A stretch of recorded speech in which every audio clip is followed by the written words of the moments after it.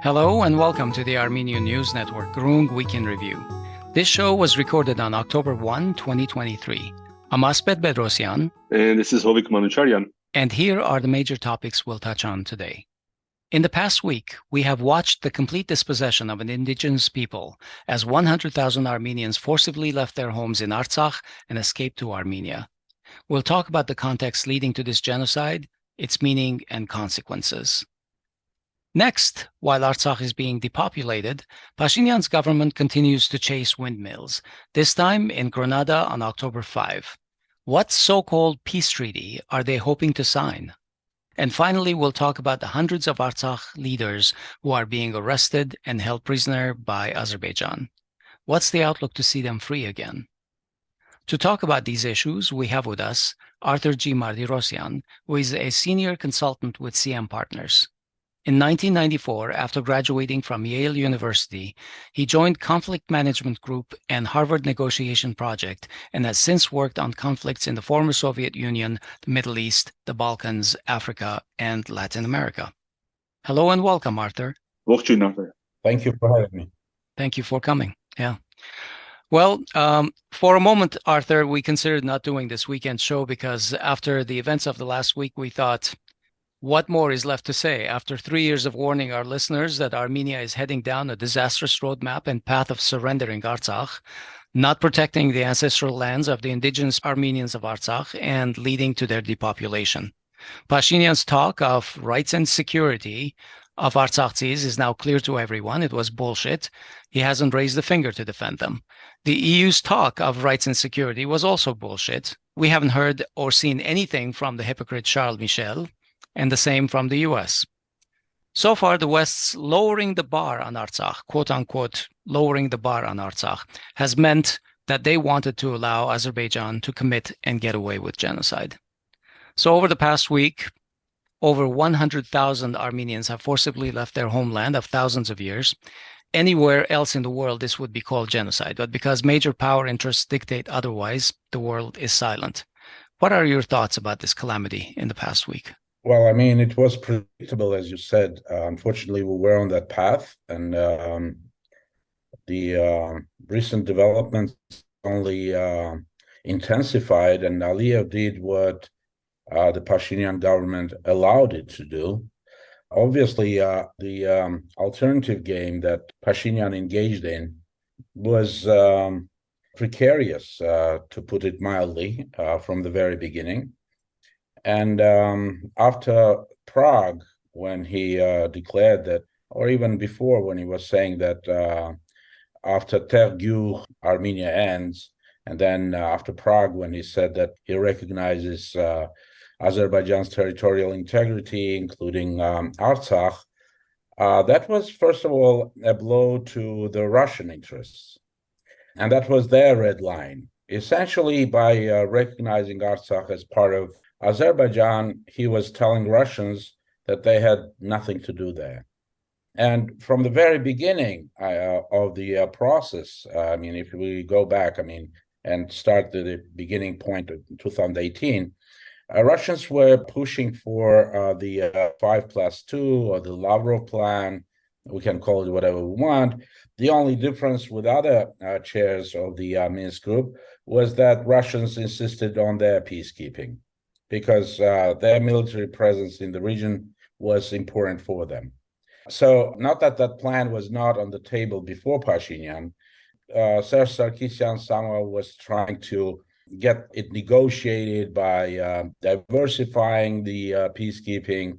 I don't know where he and the negotiations, but we know that when Pashinyan came, he said that he was starting the process from his own point. And that certainly would not be acceptable to any serious mediators, because they had spent so much time, first of all, to bring some consensus around their own interests. Those interests obviously clashed, particularly after the war in Ukraine began. Because before that, there was some understanding that land for peace, security, and potentially a status sometime later was the plan that as Russians were telling Pashinyan, was better for Armenians. It met their interests, but it also was better for Armenians than the alternative, which was the war. Pashinyan started to drag his feet. He was not ready to agree to any plan like that. Politically, it would not be acceptable for him. So he started to do what he is very good at, dragging his feet, buying some time, some tactical moves. And Russians initially accepted that. For them, he was the legitimate Armenian leader because so many Armenians rallied around him. And they thought that it would be easier for someone like Pashinyan to sign that kind of a deal, easier than for Serge Sarkisyan even. So that explains this paradox. Why did Russians support Pashinyan if they hated his guts, essentially, but they supported him? After several events, well, I mean, the first moves of the alternative game were made very early on. We remember when John Bolton on November 4th, I think, 2018, made a trip to Armenia. And in his tweet, he said he had a very productive meeting with an excellent security team of Pashinyan, and said that once Armenia resolves its differences with Turkey and the Artsakh issue is removed from the agenda, the U.S. can provide weapons to Armenia. This was the first salvo. I believe it was something to the effect of once Armenians let go of their historical... Right. You live in the past. Right. You live in the past. He didn't explicitly mention Artsakh, but it was widely understood to be, right. forget the genocide, let go of Artsakh. Russians condoned that. They condoned the membership in this so-called democracy club led by President Biden. And the club specifically mentioned that their adversaries are Russia and China. Why? Because, again, as I said, Russians were playing their game, and it was still, Pashinyan was still acceptable for them. Then came events, well, I mean, I'm skipping over some of the other stuff with the CSTO, and we know what was transpiring there. He then made the notorious statement in Stepanakert that Artsakh is Armenia, period. Then in 2020, in July, after Tavush tactical victory for Armenia, he declared that Armenia was ready for a war and was ready to had the best military army in the region. And in case of a war, we're going to break the spine of Azerbaijan. Well, now for Aliyev, let's look at how he was playing that part. For Aliyev, this was acceptable because if before 2018, the pressure in his own, he confessed about that, the pressure was on him to accept the plan. Now the Pashinyan reversed that. Now the pressure was on Pashinyan to accept something. And he knew that Pashinyan was not accepting it. And therefore, he, in principle, agreed with the plan. Now, this was the game, right? Because he didn't like the plan, but for tactical reasons, he said, yes, put pressure on him. He's dragging his feet. He's not ready for substantive negotiations, as you can see. And that's exactly where we were before the war started. The Armenian diplomacy, if we can call it diplomacy, is calculated gravely both the Russian interests, because the Russian interests were written large, that they have interests in Turkey and Azerbaijan. And in case of a war in Artsakh, they were not ready to start their own war with these two allies. Why don't we call what essentially they were? And yet they were ready to go with the plan so that Armenia's interests, Artsakh's interests, are met, not to the maximal level, but again, better than what could happen in the case of war. So Pashinyan opted for that war. And the July 2020 tactical victory of Armenians in Tavush was essentially a blow to Aliyev's major interest of retaining power in Azerbaijan. He saw that it was threatening his own power internally, domestically. He was under that kind of a pressure. So he did what, again, the Armenian diplomacy intelligence miscalculated, that Turks could join in. And the Armenian chief of staff told Pashinyan against that kind of enemy, adversary in the battlefield, Armenians could resist only for 4 days. Well, it was 44 days. Russians thought that he'd stop and they could still push the Lavrov plan. But now, after the loss of territories by Armenians on the battlefield, which could give Pashinyan a face saving, the Russians could not imagine that he would give more than was lost in the battlefield. He gave Karavacha. He gave everything. In his own words, to save the 25,000 Armenians who could be surrounded otherwise, which is nonsense, obviously. Again, if we look at chronologically what was going on after 2020, seemingly Russians satisfied their interests. They have their peacekeeping, although without amending. And Pashinyan continues his alternative game. Now, Aliyev and Turks accept the alternative game, and I think they even pushed for it. So he is not only accepting mediation with Russians, but also with Brussels and Washington. And again, for Russians, it's not threatening. We can go back to Lavrov's statements about what they thought about this, because they thought that Pashinyan would not do anything to damage Armenia's own interests, right? Because their plan was better than what Brussels and Washington were proposing. And we need to understand that from 2022, the confrontation between these centers of power, Russia and the West, were of existential nature. So they see this game, but they miscalculated probably. And I think they thought that Armenians would never go for something that is much worse for them. Everyone was assuming they were operating on the rational actors principle. It's much worse for Russians too. So now it's started to damage the Russian interests, right? Mm-hmm. Because if you are washing your hands of Artsakh and you say, oh, you Russians now take care of their security, and they can, Artsakh Armenians can negotiate with Azerbaijan, whatever deal they can make will accept, right? As an autonomy or whatever the rights and security is going to be, deal is going to be in the making. So that was the not just downward spiral, that was exactly what Turks and Azeris could not even dream about. Because essentially in that alternative game, you worsened your relations with one player with whom you still had a chance to improve your positioning. You jumped into a game with another player whose interests Azerbaijan and Turkey can satisfy much better than you. And you essentially lost on both these tracks. Moreover, over time, he continued to worsen the relations with Russia, blame Russians for whatever is happening in Artsakh. And that was done premeditated, I think, because from the point of the losses in Artsakh, I think Pashinyan and his team of advisors, the likes of Libaridian, intensified their efforts of saying, look, this is a historical bifurcation point. We need to not only to get rid of Russians, but we need to improve our relations with Turks and Azeris, and they're gonna now provide us the protectorate, right? We're gonna become a protectorate of the Turks, but because the Armenian society would not accept that kind of a plan immediately, the talk was about the West coming to save us. That talk continues now. Many naive but arrogant Armenians continue to believe that that's the case.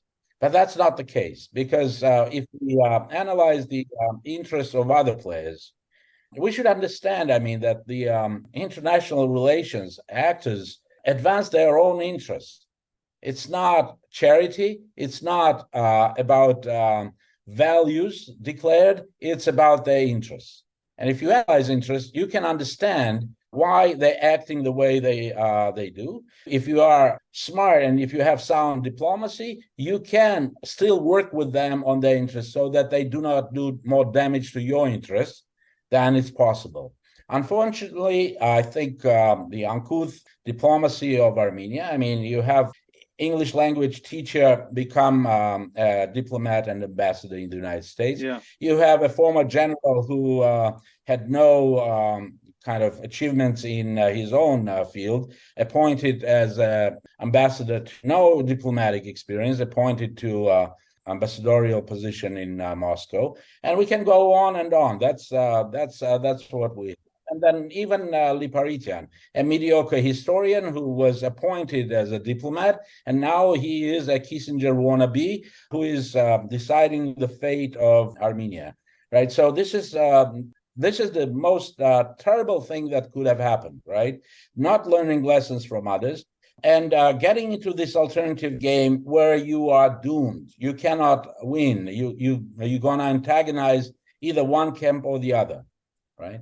But for Pashinyan, the most important interest is to stay in power in Armenia. Whatever happens, blame others. Watch the Armenian public television, which is not public, but it's propaganda of powers Absolutely. that be. And what are they saying? They blame everyone. They blame the so-called international community. They blame Russians. Everyone except the government. Yes, and no one should be asking, what the hell you guys have been doing, right? Right. What have you done or not done to allow for this to happen?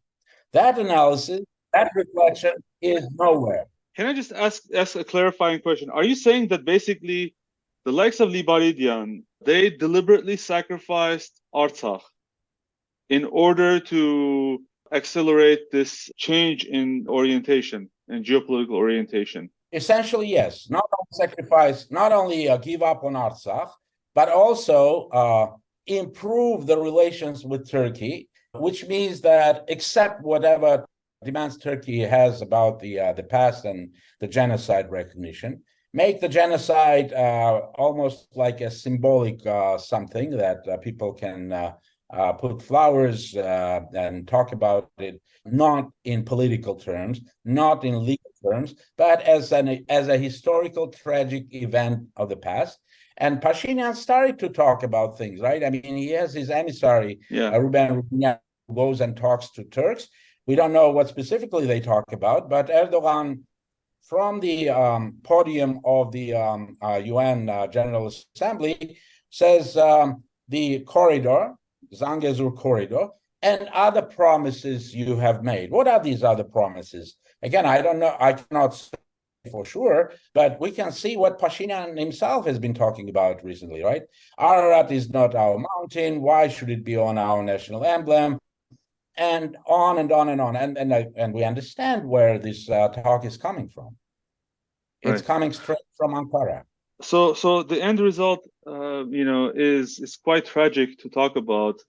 Essentially, there are no Armenians in Artsakh today, or almost none. Well, there still are. I don't know how many, but there still are Armenians, and I don't know. Yeah, but I mean, it's a humongous loss of lives. It's a humongous, in terms of it's incomprehensible to me what we had and what we have now, qualitatively speaking. But in your opinion, is the Artsakh conflict over? Is Artsakh, as we know it, since the fall of the Soviet Union, finished? Well, the conflict is not over if the Armenians, not just the Armenians in Hayastan and the Pashinyan government, but Armenians as a nation, which I see as a broader entity, if we accept that. And Aliyev right now is doing everything in his power to break that spirit. Armenians have to forget about it. It's a done deal. For generations to come, you should not even be raising this issue. It's a done deal. And Pashinyan, I think, is ready to work along with that notion, right? Break the spirit of resisting. Even depopulated Artsakh is still going to be Artsakh for many Armenians, hopefully.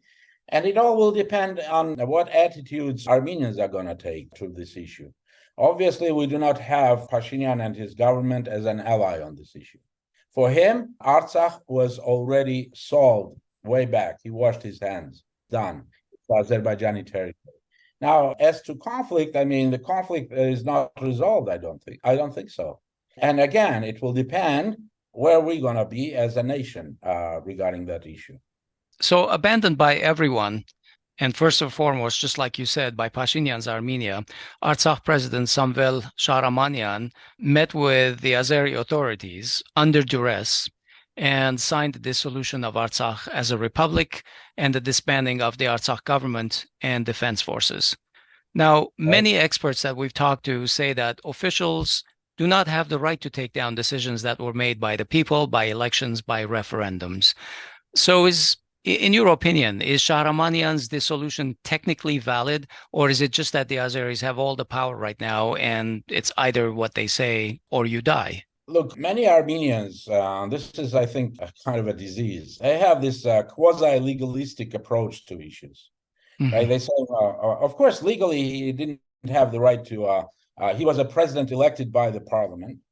How could he essentially disband the parliament that elected him? Or how could he disband other branches of power, right? We're talking about the legislative, he's in the executive. Right, the entire government. So the entire thing, the entire republic is dismissed. But, politics is the art of possible. We need to understand what was his dilemma at that point. Continue to insist that he's not signing anything like that and have the situation for the population, for Artsakh population, significantly worsen. It's a hell right now with the way that the population was happening, but we need to understand that it could have been much worse than it was. So I cannot put myself in the shoes of the guy. I don't even know him, but I can clearly see what kind of a dilemma there was. And the issue of Artsakh and the conflict of Artsakh, we again are trying to think in legalistic terms, so that if we preserve the legality of it somehow, even though Armenia never recognized it and nobody recognized it, if we keep at least the legality of it, then one day we're going to use that as an argument. I don't think that's how these kinds of conflicts are resolved. And Azeris showed us that that's not the path to resolve those kinds of things. So there is the legality aspect of it, and then there is the real politics and the real opportunities and possibilities to preserve the population, right? So when you are in that kind of a dilemma, I don't think anyone should be in a position to judge or to make statements like the nobody, Arthur Manucharyan, who's never elected him even, saying that they'd better commit suicide than do this, right? Because on that same notion and the same logic, his boss, Pashinyan, should have committed suicide. I'm not proposing that anyone commit suicide. I'm saying that the choice was a very difficult one. And it's easy to judge from outside. Now, what we need to insist on, and this is not in the making, I don't see it happening, the qualification of what has happened, the political and legal qualification of what happened in Artsakh. And that is ethnic cleansing and genocide. Words that our Western partners in the United States and the most prominent scholar on genocide, who doesn't need to be on the ground to understand that it's genocide, avoiding to use. And we're going to be again in this battle, after the battle, trying to persuade some of the players that it was a genocide, right, for years to come. So let's strike the iron while it's hot. Let's have the US, France, European Union, Russians, whoever, recognize what it is rather than wait for another generation. That for me is more important than the legal trappings of the republic. The republic exists when people are there because it's republica. When publica is not there, the people are not there, it's nonsense. It's a legalistic aspect of it that doesn't really interest me. Arthur, since December 2022, Artsakhtsis endured 9 months of nightmarish blockade, followed by a hellish 2-day war, only to quickly bury their dead and evacuate their homeland. Families had to leave knowing that their loved ones are still missing or unaccounted for from the latest fighting. Right. And as we know, Samve Shahramanyan stayed behind only with a small team, and we don't know how many people there are, but there is a small presence there, and he's insisting on continuing the search for the missing bodies. But we don't know if, how long they will remain there. So what I want to sort of lead to is hindsight is 2020, but many Artsakhtsis are questioning the decision to resist the blockade for 9 months, then to lose so many lives only to completely capitulate and be expelled from their homes. We know that there were reports that the West was urging Stepanakert to negotiate with Baku on so-called reintegration back in July. And clearly the authorities in Artsakh couldn't expect any backup or help from Yerevan. We also established that. So how did the Artsakh authorities intend to hold back the Azeris in case things escalated, just like they did? What made them decide to reject Baku's initial demands, as painful and humiliating as they were? And, in your opinion, I mean, as I said, it's hindsight, but should Artsakh leadership have accepted to go to Yevlakh in July rather than after the capitulation in September? Well, we are entering the area of personalities involved here, one, and then there is this issue of, again, a dilemma. Now, if anyone can blame for not taking the negotiation offer to reintegrate, is Artsakh Harutyunyan. He was neither accepting that nor resigning, right? That was his position. I know that he was under significant pressure, not only from Americans and the Western partners, but also from Russians and from the government here in Yerevan to go to negotiate. The difference, again, between Russians and the West were Russians wanted the negotiations to happen under their mediation, in their presence. Western partners wanted it to happen in Sofia, elsewhere. Obviously, Aliyev didn't accept any proposals that would have an agenda other than reintegration. Now, do you go to negotiate a reintegration? Would the people accept that kind of a move from Artsakh Harutyunyan? I don't think they would. I mean, we're talking in the subjective mood, what would have happened. But at that point, Artsakh Harutyunyan, I think, understood well what it could mean for him personally had he gone to negotiate reintegration of Artsakh in Azerbaijan. That's why he was buying time, he was dragging his feet, and then when he resigned, ultimately, under the pressure, not able to take that pressure anymore, he's under pressure even from Artsakhi's to resign, right? So he resigns, and then the new government formed and the new president, they only have 7 days. So I think it's a huge, it's a cynical way, I think, even of talking about them being responsible for what happened. Aliyev was planning to do that. He only used that as a pretext. For him, Artsakh Harutyunyan, any government in Artsakh, any elected government in Artsakh, they were terrorists, they were separatists, not acceptable for him. But then he started to talk about a coup in Stepanakert. And so did, by the way, and so do still now some Armenians in Yerevan. That Artsakh Harutyunyan there was a pressure on him, he resigned, and therefore, see, the causality of things. He resigned, and therefore that was unacceptable, that was a casus belli for Aliyev. No, that was not the casus belli for Aliyev. Aliyev calculated well what he was doing. First, you start a blockade that significantly weakens the capacity to resist, right? After 9 months, even the Artsakh military, they had only 300 grams of bread daily, right? That's their ration.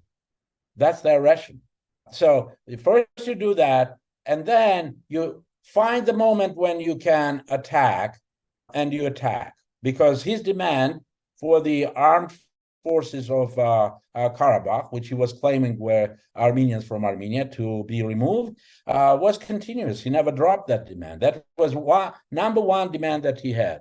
He could then have other demands too, right? Because if you, Pashinyan, recognize this my territory, not only some armed forces are illegal here, so is the Armenian dram, so are Armenian passports, and you go on and on. I think I even spoke about this with you way back in we did. Yes. 2020, right? So all of these levers are now in his hands. But the most important one is break any resistance and even possibility of guerrilla warfare, right? So that's the most important thing that he needs to remove, and he goes after that. Now, did the leadership of Artsakh miscalculate? They did. They did on two levels. One, they thought that the West would stand by its promise that the use of force would be not acceptable for them, whatever unacceptable means, right? Mm-hmm. So they would be putting pressure on Azerbaijan not to use that kind of force. And number two, they miscalculated on the Russian peacekeeping forces' ability to resist, or for Moscow's ability to engage in a harsher talk with Aliyev. So they miscalculated on these two. Why the first one never happened? Again, we're back to the interests of the sides. And even now, observing the ethnic cleansing, they try to avoid even sanctions. They're not even talking about sanctions. Okay, they could say what the use of sanctions now would be when there are no Armenians left there, right? We have a UN monitoring group that arrives there when no Armenians essentially are left there. Mm-hmm. To do what? Actually, we have the question. What are they going to be observing and what are they monitoring? Well, I mean, we'll see their report. I don't know what they're monitoring. I mean, I have the same questions to the European observers that Pashinyan brought and stationed there. Yeah. Again, as part of his alternative game. You kind of do not have enough power to immediately break the relations with Russians. They're engaged in an existential fight with the West, but you are poking the bear, right? You are poking the bear, and bluffing that you have an alternative when they know you don't. And did the Russians really want to punish Armenians for that? That's a kind of a question that I'm asking myself right now.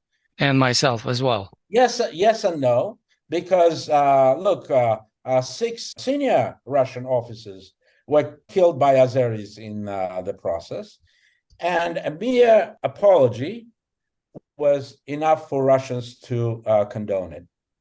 The Russian ambassador was assassinated in Ankara, and yes, there was some harsh, tough talking from Moscow, but then after a while they accepted that.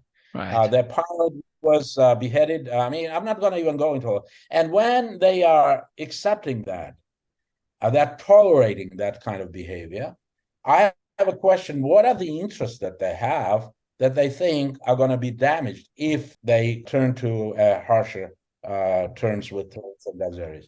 Obviously, there are. And these interests are short-term. They're important for them, especially important, and they're not only commercial and economic as they were before. They have a significant importance right now in this existential confrontation with the West. So Aliyev understands that. And he understands that he can do that, and he can get away with that. He can get away with that because neither the West is going to come, nor Russians are going to do anything to stop that. I mean, the Russian peacekeepers, the soldiers and officers there, they could not, even if they wanted to. And we should have understood that scenario is possible even with Russians. It has happened historically with the peacekeeping forces all over the world. The most important cases are recent. May 25th, 1995, Bosnia. Sarajevo Bridge, Verbna. Serbs attacked the bridge. I'm not going to go into the details how they did that, but they essentially had their soldiers in French uniform and with the blue helmet speaking French, by the way. So they get in control of the bridge, and then they take hostage 337 peacekeepers, including 92 French peacekeepers. They keep the Dutch peacekeepers in clear view of what they were doing in Srebrenica. Was this real? Yes, this was real. Could this happen with Russians? Russians were given promises that their force would not be attacked. But could they resist with small arms and several armored personnel carriers? No, of course not. Azeris are using drones and artillery. Now, back to this big question, right? I mean, should Armenian leaders in Artsakh in December 2022, right, when the blockade began, immediately have signed whatever the demands were, right? What was the point of resisting? And I think history will pass the judgment. I think even that one day of fighting, when more Azeri askers were killed than in any of the day of the 44-day war, is going to be memorized, and our brave behind heroic soldiers who were hungry, who didn't have diesel, who didn't have supplies, and were outnumbered 1 to 60, put up that kind of a fight. That fight indicates that Artsakh, if we want to remember it, if we want to keep it, if we're going to stick to the justice, one day, if, again, I don't know when that day is going to come, we're going to be able to bring back. But if our spirit is going to be broken, if that conversation, oh, you should have given up immediately, if that prevails, our spirit is going to be broken for generations to come. We're going to accept that Turks and Azeris can get whatever they want from us. And then, I mean, why not give Sunni? They're demanding that, right? Can you fight with Azeris and Turks? No. What are they demanding? Then do whatever they're demanding. If that's the logic, right? If I continue that same logic, that's what it would mean. Mm-hmm. But the most important, I think, treason that happened here was the position of the Armenian government. Because the Armenian government not only washed its hands, it said it's not none of my business what's happening to 120,000 Armenians holding Armenian passports. And you're saying for 9 months of starvation, you're saying, oh, it's between Stepanakert and Baku. And you are not. Your diplomacy, if we put aside this farce at the UN, Ararat Mirzoyan putting this performance and whatnot, nothing. The Armenian diplomacy was not able to get anything tangible, either from Washington, Brussels, or Moscow. And this is the real problem. This is the problem. So we, here in Armenia, we lost that battle diplomatically, but most importantly, we lost that battle mentally. Many people here accepted Pashinyan's statement that we cannot sacrifice Armenia for Artsakh. Arthur, I'm just going to quickly ask one question related to these peacekeepers who arrived just in time to miss all of the entire exodus of Armenians. Is there a scenario where, in the short term, where you can see that Armenians can go back and live on their land in relative security? Obviously, Aliyev will have his own terms, and those terms are very dire because it will mean very little in terms of autonomy, if anything. Proponents of this say that, we need to have Armenians in Artsakh in order to fully recover it in the future. Opponents say that that's going to be treason because those Armenians who go and live there will be tools for Aliyev to exert pressure on Armenia and to humiliate Armenia and to attack Armenia even one day.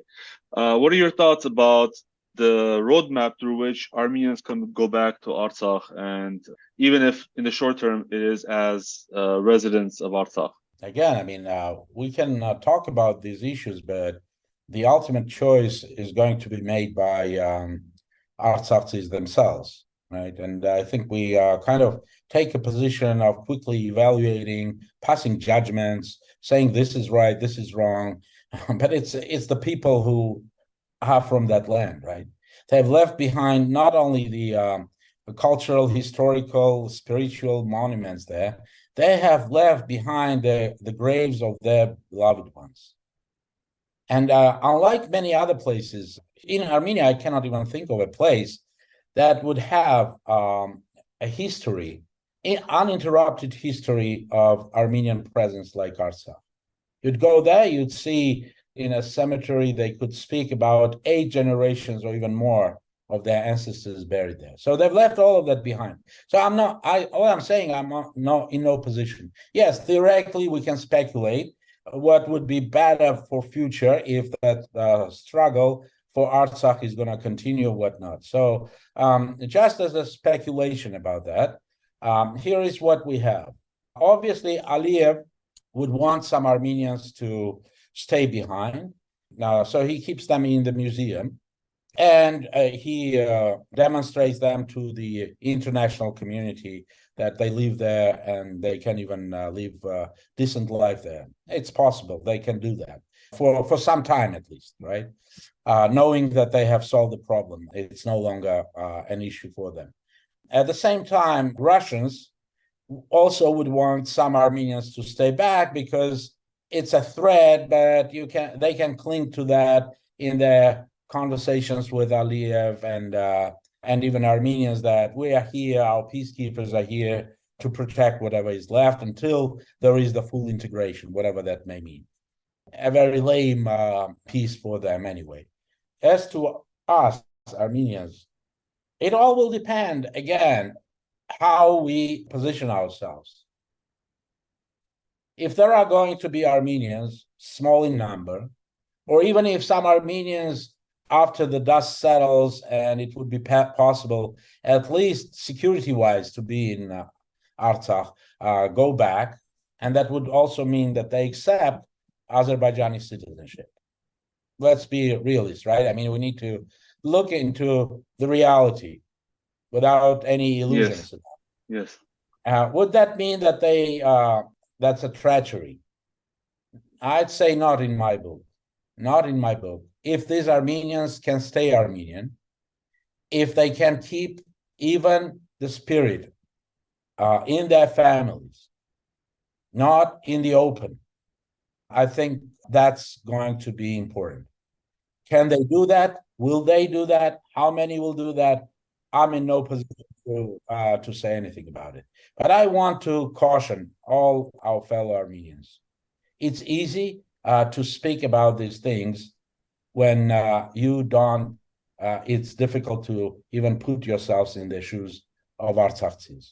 So let's not make judgment. Let's see what happens and then think about, with that reality, what kinds of strategies can be developed, rather than by prejudging and saying, oh, if they stay, it's bad, or if they all move out, it's good or bad. I mean, these are evaluations. Why are you doing that? Right. Why are you doing that? Arthur, as Artsakhtsis are looking for shelter in refugee camps, Armenian officials like Alen Simonyan are apparently very optimistic that a so-called peace treaty is close. There are rumors that it could be signed as early as October 5 when Aliyev and Pashinyan meet in Granada. Mm-hmm. What could be the parameters of such a peace treaty? What's your outlook on this? Look, they keep the public in the dark. All we know is the statements coming not even from our democratically elected government, mm-hmm. but from Azerbaijan, and they saying that yes, peace is possible right now because yes, they think they swallowed Artsakh. I hope they're going to choke on that, but they think they did. And then they also say that 30% is still negotiable. I don't know exactly what that 30% is, but we can think about it again from what Azeris are demanding and what of their demands haven't been met yet, right? It means that they're still on the table of negotiation. Mm-hmm. First is the corridor. What kind of corridor? Is it going to be called corridor? Is it just going to be a road under Armenian control? What is it going to be, right? One, obviously, Azeris want a corridor that would be under Turkish Azeri control. Right. November 9, 2020 agreement says that it should be under the Russian security.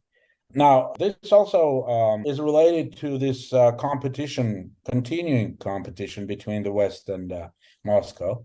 Moscow has stated that they wanted the peace agreement to be signed in Moscow because they claim that they mediated everything, and now it's being stolen from them by the West, right? Stolen from them. What pressure are they going to put on Armenia and Azerbaijan to make it happen, not in Granada or anywhere else in the West, but in Moscow, is a different topic and conversation. For now, what we can see is Azeris also demand that the refugees from Armenia from the late 80s be allowed to come back to Armenia and resettle here.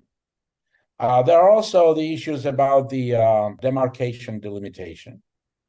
Because what kind of a peace you are signing if you don't know exactly where the borders are, right?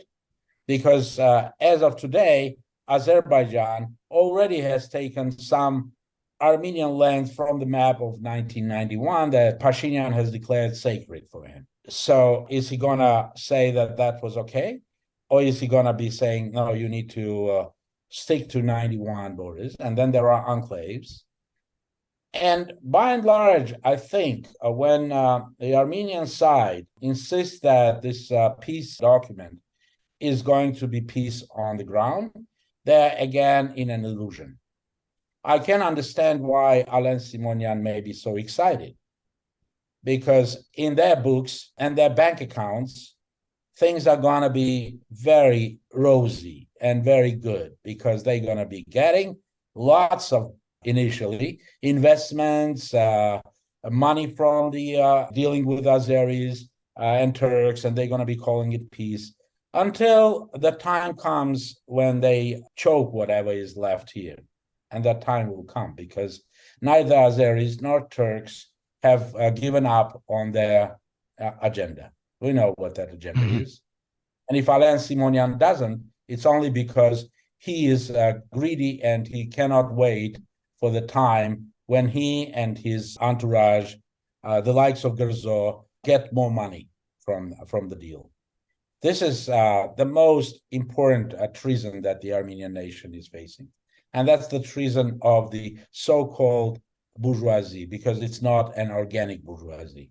These are the people who can, for money, they're ready to do anything. Sell the Armenian identity, fine. It doesn't really matter for them. It doesn't really matter. And they will call this peace because it would work for them. And obviously, they are very optimistic about that. Short term, I think that gas prices may go down in Yerevan. We may get natural gas from Azerbaijan at a lower price than what Armenians are getting right now from Russia, but for a very short time. Because that mousetrap, the cheese in that mousetrap will it's just an attraction, a short-term attraction. Of course. Yeah. Arthur, just a very quick one, because we only have like 5 minutes, but I did want to ask you about, I guess, a genuine hostage situation, as the exodus from Artsakh was accompanied by the detention of key Armenian leaders. We know that Ruben Vartanyan, Major General Hovik Manucharyan, Lieutenant General Levon Mnatsaganyan, David Babayan, former foreign minister, many of them, especially the military leaders, are heroes, are considered heroes to Artsakhtsis and Armenians in general. They were all arrested, and we cannot exclude more people being arrested, because Azerbaijan has a list of hundreds of people at the least. And you can add to this all the existing POWs that Baku has held since 2020. And my question to you as a negotiation expert is, what does Armenia have to do?